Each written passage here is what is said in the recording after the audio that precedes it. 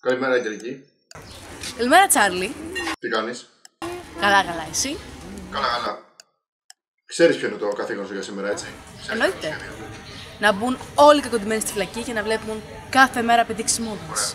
Έλα να πούμε την προσοχή. Και θα Καγιά ημών, η μία του shopping star.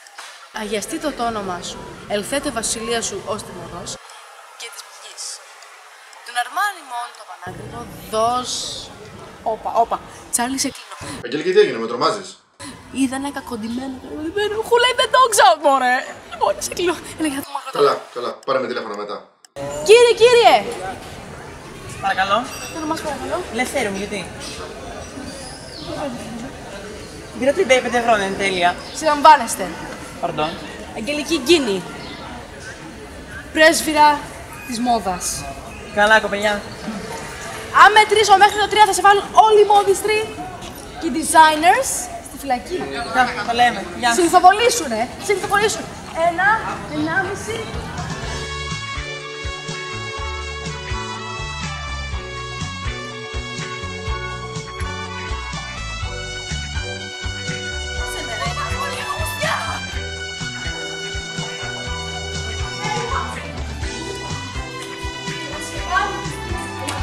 Για να βάλεις πλήρες στο πικτάρ. Να κέρδιζεις στην καρατακή. Μαμά, το ακούστησε αυτό. Ποιο? Κάτι γιατί δεν τραγουδάνε. Λευτέρη. Τι λέτε, μεσέ, εκτός από κακοντημένος είστε και κουφός. Λευτέρη. Λευτέρη! Έλα, τι έγινε? Το κινητό σου χτυπάει, Ναι, ένα Τσάρλι. Ο Νίκος σήμερα. Όχι, έλα ρε, excuse-moi. Μπερδεύτηκα.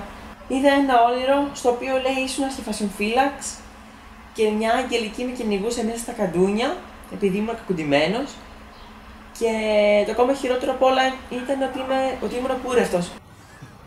Κλαίω, να το κάνεις ταινία αυτό. Τι ώρα θα πας, λες?